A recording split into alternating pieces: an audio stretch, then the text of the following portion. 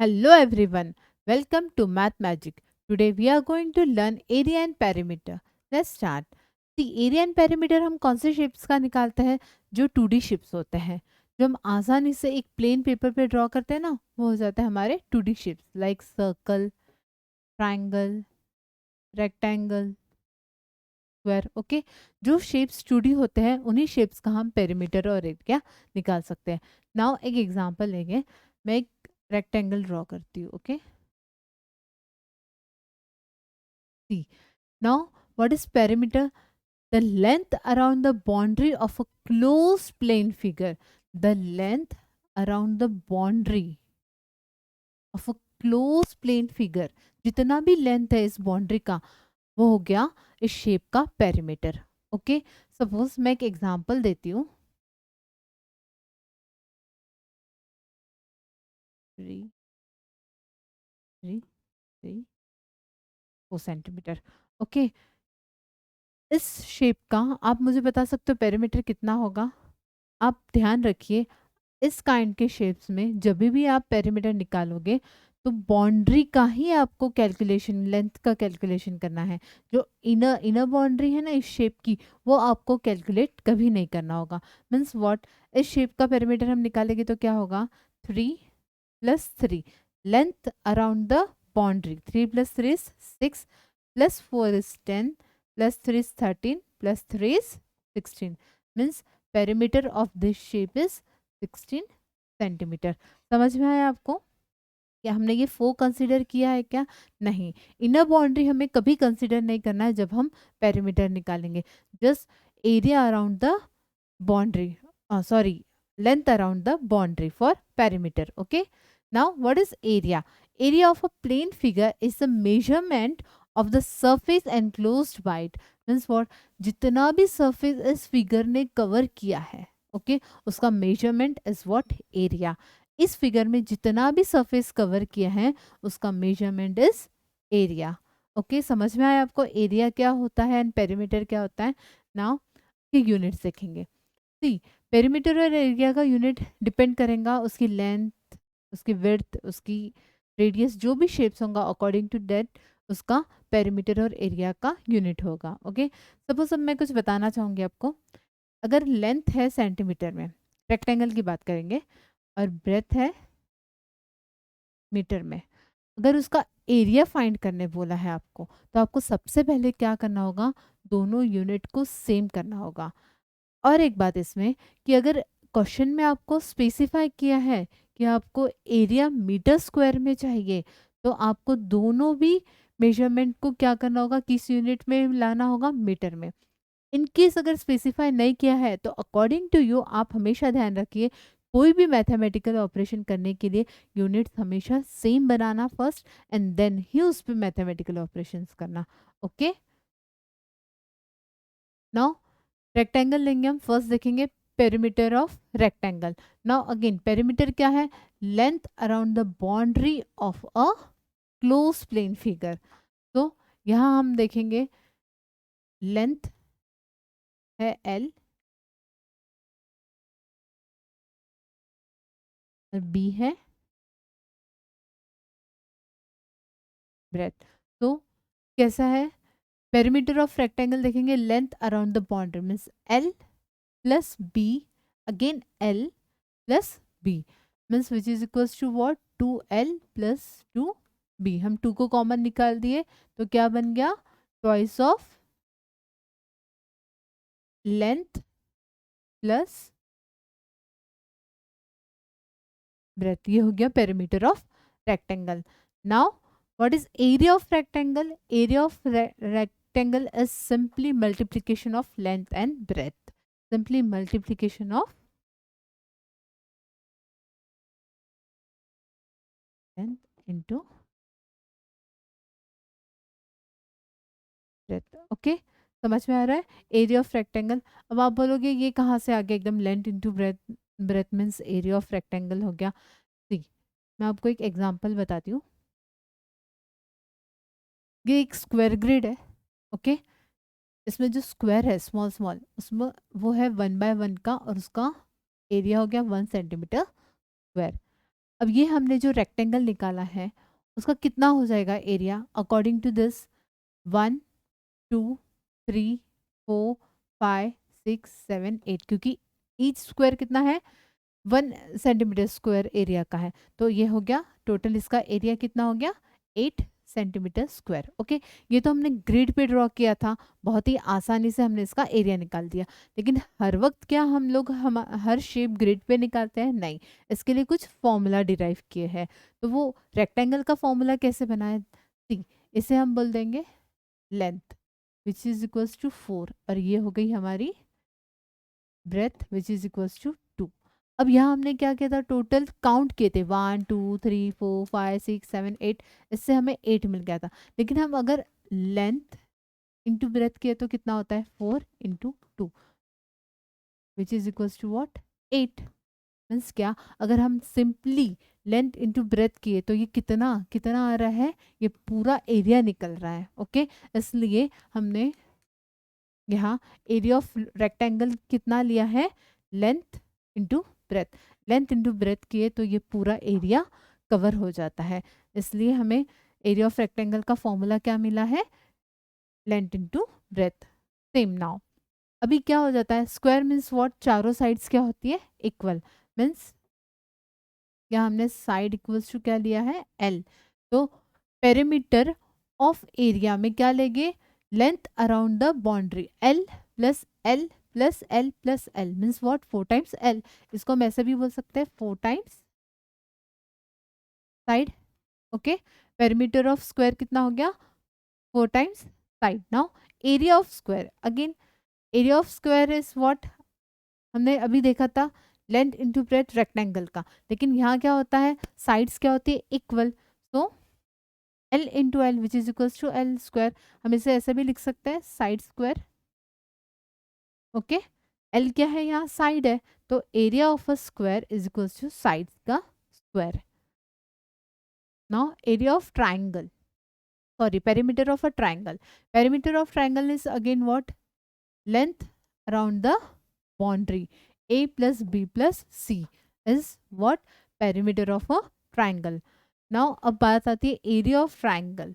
Area of triangle होता है half into base into height. Height क्या होती है, जो एक परपेंडिकुलर ड्रॉ करते हैं एक वर्टाइसिस से अपोजिट साइड पे, ओके, वो हो गई उसकी हाइट। और बेस क्या होता है, जिस जिस पे आप परपेंडिकुलर ड्रॉ करोगे ना वो हमेशा हो जाएगा बेस। ओके, समझ में आया, ये होगी जो परपेंडिकुलर की लेंथ है वो हो गई हाइट, और जिस पे ड्रॉ किया है परपेंडिकुलर वो हो गया उसका बेस। तो half into base into height. अब आप बोलोगे क्या हमेशा यही हाइट रहेगी, क्या हमेशा यही बेस रहेगा? नहीं, लेट्स सी, अगर मैंने ये ट्राइंगल कंसिडर किया है और ऐसे एक अल्टीट्यूड निकला है परपेंडिकुलर, तो इसकी हाइट क्या हो गई है ये। ओके, एंड नाउ बेस क्या हो गया है ये। ओके, अगर मैं ऐसे ड्रॉ करती हूँ ओके परपेंडिकुलर, तो हाइट कितनी हो गई है ये, और बेस क्या हो गया है ये। समझ में आ रहा है? अब जो भी वर्टाइसेस से ड्रॉ करोगे अपोजिट साइड पे परपेंडिकुलर, तो जो बेस है वो हो जाए, जो साइड है जिसपे परपेंडिकुलर ड्रॉ करे वो हो जाएगा बेस, और वो हो जाएगी हाइट परपेंडिकुलर की लेंथ। ओके, समझ में आ रहा है आपको? नाउ इस केस में जो ऑब्ट्यूज एंगल ट्रायंगल होता है उसमें आप हाइट और बेस क्या लोगे? इन केस अगर मैंने ये हाइट निकाली तो हमें हाइट मीन्स प्रॉपर मेजर करने के लिए हम क्या करेंगे, ये जो लेंथ है ना इसे एक्सटेंड करेंगे, क्योंकि हमें हाइट मेजर करनी है। हाइट कितने तक हमें हमारी हाइट की लेंथ लेके जाना है, उसके लिए हमने ये बेस को एक्सटेंड किया है। बट बेस को एक्सटेंड किया है इट मीन्स हमें बेस इतना लेना पड़ेगा? नहीं, हमें बेस हमेशा ये ही कंसिडर, इतना ही कंसिडर करना है। Okay,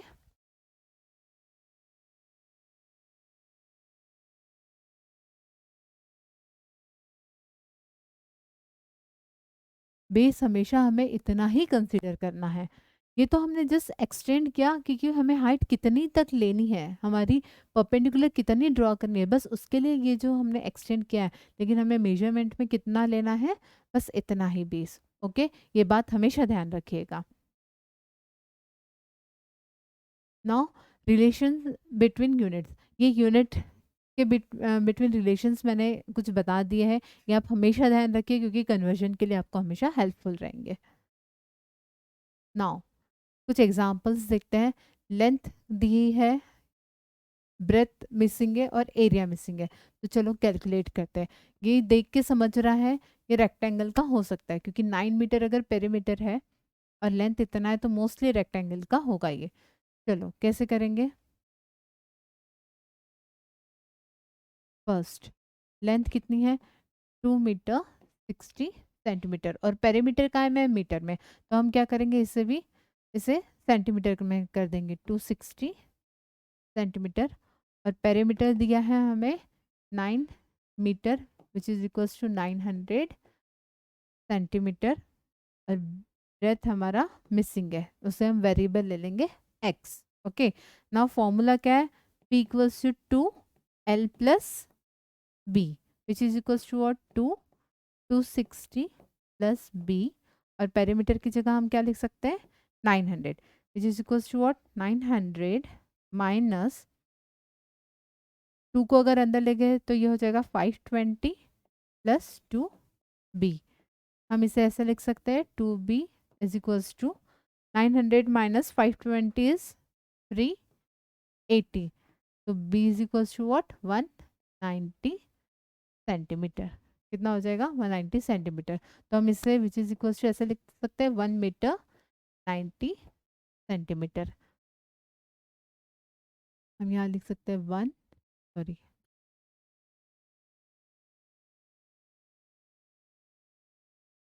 metre 90 centimetre. आपको समझ में आ रहा है हमने कैसे किया, हमने पहले यूनिट्स को कन्वर्ट किया है एंड देन हमने ऑपरेशन किया है। अगेन अब क्या निकालना है, area. Area is equals to what, length into breadth. कितना है, लेंथ है हमारे पास 260 और ब्रेथ है 190, which is equals to what, 0 into 0 26 two 19 is what, 494, 494, ये हो गया उसका इन सेंटीमीटर स्क्वायर।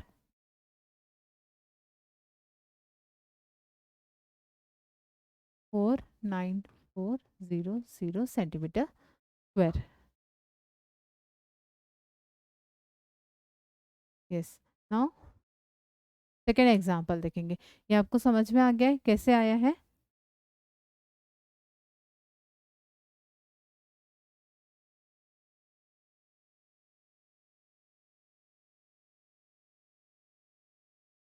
सेकेंड इसमें क्या दिया है हमें, लेंथ दी है 1000 मीटर, ब्रेथ कितनी दी है 700 मीटर। अगेन पेरीमीटर कितना हो जाएगा, p equals to 2 into L plus B, which is equals to 2 into 1000 plus 700। Okay, which is equals to, ये 1000 प्लस 700 इज 1700 इंटू 2 इज 3400। ये हो गया पेरीमीटर, लेकिन ये किस में है, सब मीटर में, हमेशा ध्यान रखना। ओके, नाउ अब आ गया एरिया। ये हम फिर से बाद में लिख देंगे। एरिया, एरिया कैसे फाइंड कर सकते हैं, L into B, which is equals to 1000 into 700, दोनों सेम यूनिट में, कोई कन्वर्जन की जरूरत नहीं। कितना हो जाएगा, 1 2 3 4 5, 50 लगा देंगे। नाउ अब एरिया किस में पूछा है, हेक्टर्स में पूछा है, हेक्टेयर्स में पूछा है, तो क्या करना होगा, इसे हेक्टेयर्स में लाने के लिए 7, एरिया हमें हेक्टेयर्स में निकालना है, हेक्टेयर्स में निकालना है मीन्स हमें इसे 10,000 से डिवाइड करना है, which is equals to what, ये हमारा मीटर में निकला है। ओके,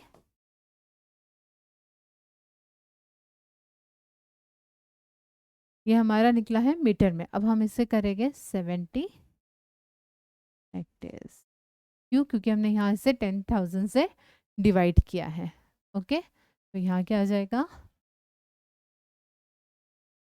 70 और यहाँ आ जाएगा 3400 मीटर। ओके, समझ में आ रहा है? अब आप खुद से भी कुछ एग्जांपल्स कीजिए, मेन कन्वर्जन की कीजिए, सो दैट आपको प्रैक्टिस हो जाए कि कैसे कन्वर्ट करना है। Next example, a rectangular wall is 56 metre long. A rectangular wall is 56 meter long and 35 meter in width. Okay, ये 56 हो गया और ये 35 हो गया। ओके, दोनों यूनिट्स क्या है? मीटर में है, दोनों सेम है, मीन्स हमें कन्वर्जन करना है नहीं। फिर क्या बोला है? Find the total labour charges of the painting the wall at the rate of ₹6 per square metre. Means क्या निकालना है हमें? इस वॉल को उन्हें कलर करना है, तो कलर का लेबर चार्जेस दिया है पर स्क्वायर मीटर पे, उसका हमें टोटल टोटल लेबर चार्जेस निकालना है कलरिंग का। ओके, उसके लिए क्या करना पड़ेगा हमें? हमें लेंथ दी है 56 मीटर, ब्रेथ दी है 35 मीटर, मीन्स एरिया कितना हो गया? एरिया ऑफ द वॉल कितना हो गया? 56 इंटू 35 कितना होगा? 56 इंटू 35 किया तो 5 6 6 30, 5 5 20 plus 18 plus 3। Okay, 8 plus 8 is 60, carry 1 2 3 4, carry 5 3 is 15, 1960 metre square. Okay, 1960 metre square उसका एरिया हो गया।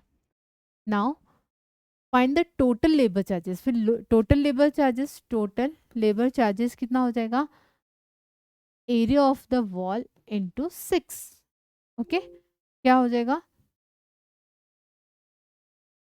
6 0 0, 6 6 36, 3 carry, 9 6 is 54, 54 plus 3 is 57, 5 carry, 6 1 is 6 plus 5 is 11, 11,760 rupees हो गया उसका लेबर चार्जेस।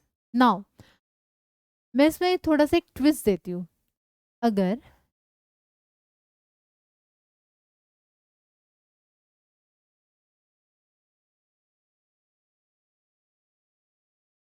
मैं इस वॉल फ्रेम में अंदर एक डोर का भी फ्रेम बना दूँ, ओके, 8x5 का मैं यहाँ एक अगर डोर का फ्रेम बना दूँ, और अब मैंने पूछा find the total labour charges of painting the wall, not door frame, हाँ, wall at the rate of ₹6 per square metre.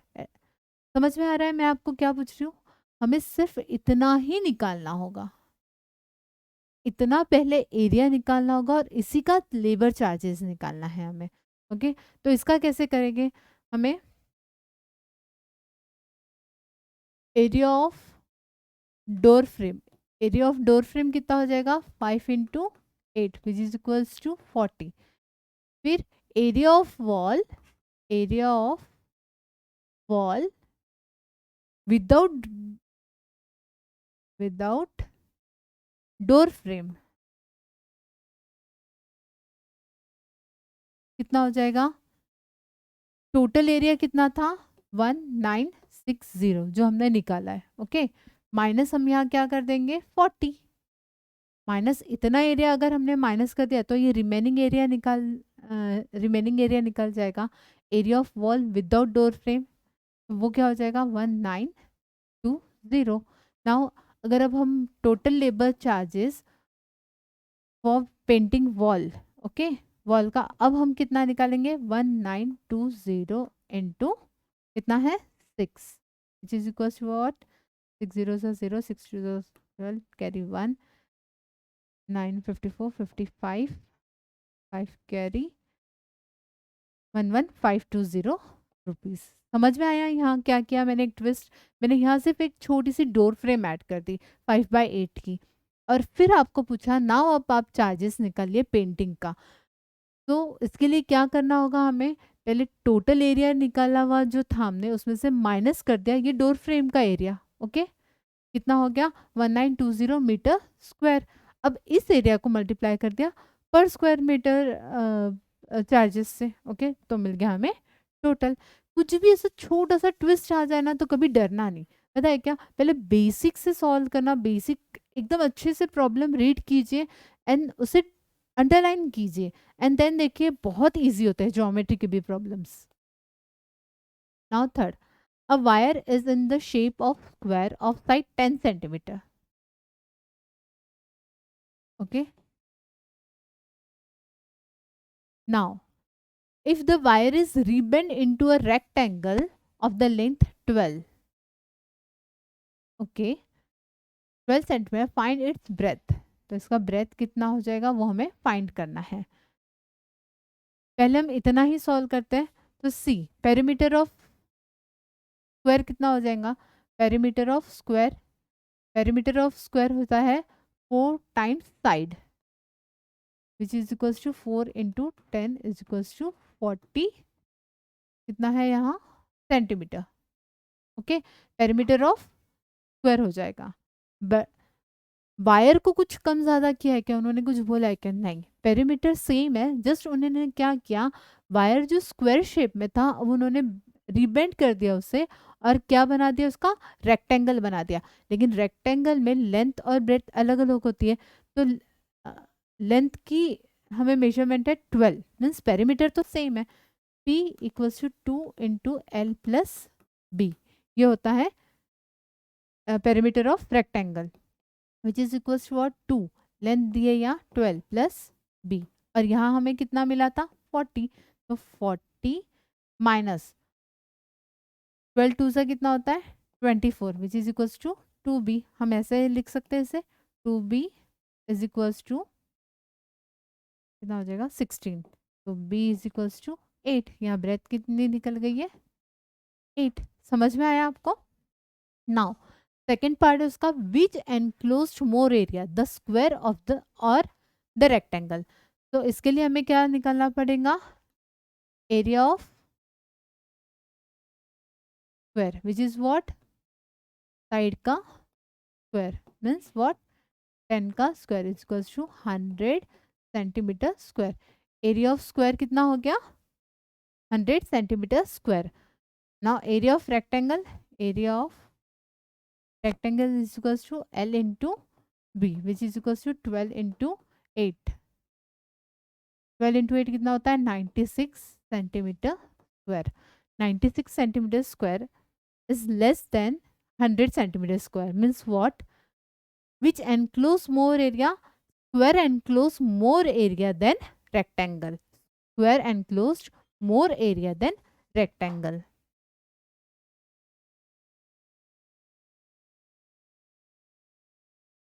Just again.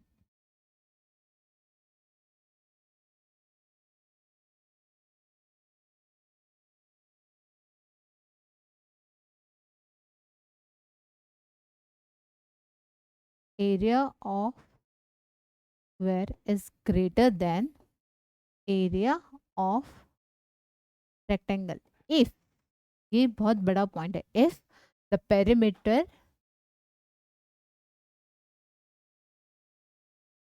of both square and rectangle is same। अगर rectangle और square का perimeter same है तो हमेशा ध्यान रखना area of square is greater than area of rectangle. ये एक आपको कुछ ट्रिकी क्वेश्चन आ सकता है, उसके लिए ये एक्सप्लेन किया है। Now find the area of a triangle. Again area of triangle क्या होता है? Half into base into height. फिर एरिया ऑफ ट्राइंगल होता है half into base into height. अब यहाँ बेस कितनी लेंगे हम?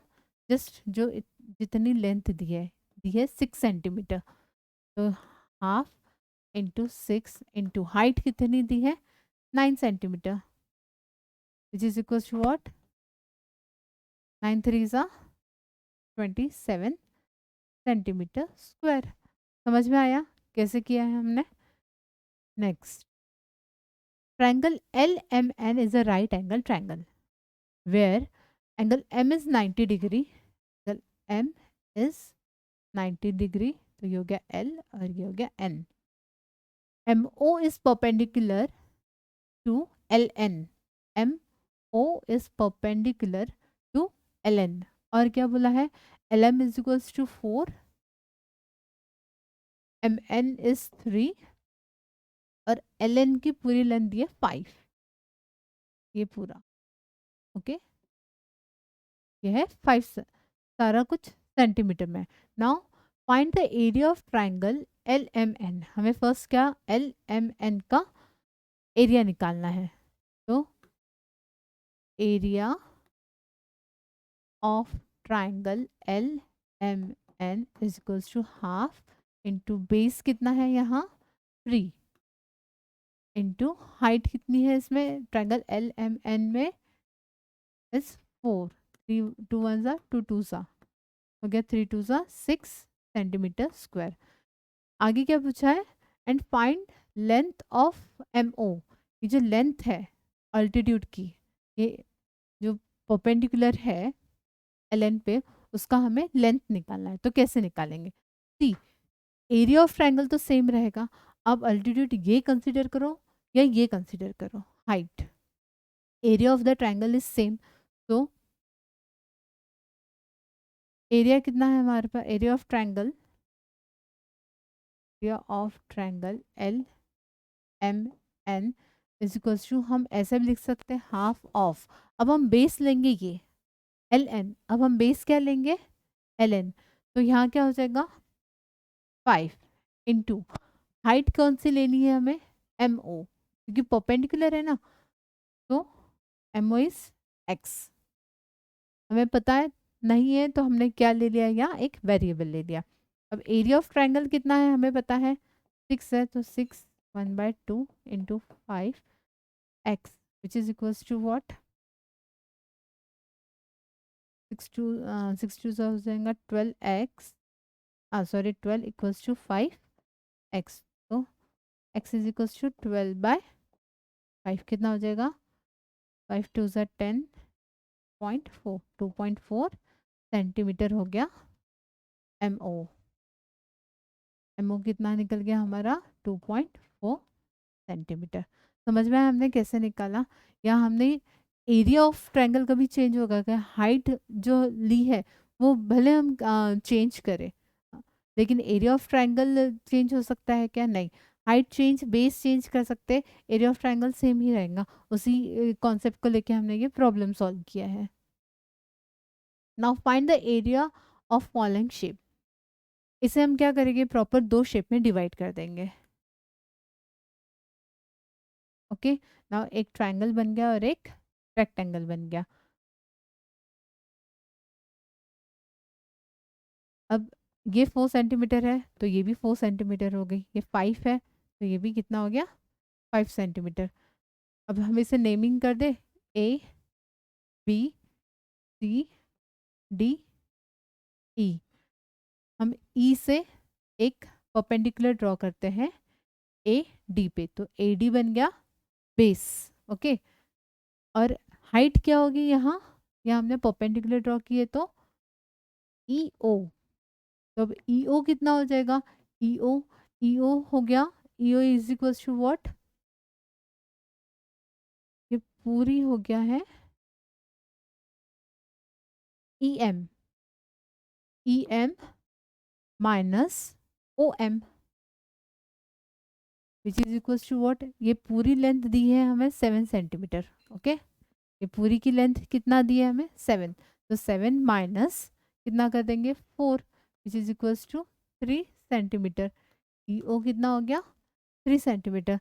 तो एरिया ऑफ ट्राइंगल हम निकाल सकते हैं, अब एरिया ऑफ ट्राइंगल निकाल सकते हैं हाफ इंटू बेस, बेस कितना है AD कितना है 5 इंटू हाइट कितना है हाइट है 3 विच इज 5 3 ज़ा 15 by 2 which is equals to 7.5 centimetre square. Area of triangle निकल गया। नाउ एरिया ऑफ स्क्वायर कितना होगा, एरिया ऑफ सॉरी रेक्टेंगल कितना होगा, एरिया ऑफ रेक्टेंगल होगा length into breadth 5 into 4 which is equals to 20 centimetre square. तो total हमें क्या फाइंड करना है, टोटल एरिया फाइंड करना है ना, तो फिर total area of shape is equals to what, area of triangle plus area of rectangle. तो एरिया ऑफ ट्रायंगल कितना निकाला है हमने, एरिया ऑफ ट्रायंगल निकला है हमारा 7.5, area of triangle plus area of rectangle which is equals to what, 7.5 plus 20 means 27.5 centimetre square. Okay, समझ में आया? आप खुद से कुछ प्रॉब्लम्स कीजिए। जो बेस है ना, हमने जो यहाँ इस क्वेश्चन में भी देखा, यहाँ हमने कंसिडर किया एरिया ऑफ ट्रायंगल हमेशा सेम रहेगा ना। इसमें हमने देखा था कि बेस जो है वो कभी एक्सटेंड नहीं होगा। ये जो बेसिक पॉइंट्स है ना, ये आप ध्यान रखिए बस, और अकॉर्डिंग टू दैट बस आप प्रॉब्लम सॉल्व करने की कोशिश कीजिए, देखिए बहुत इजी रहेगा। Okay, thank you.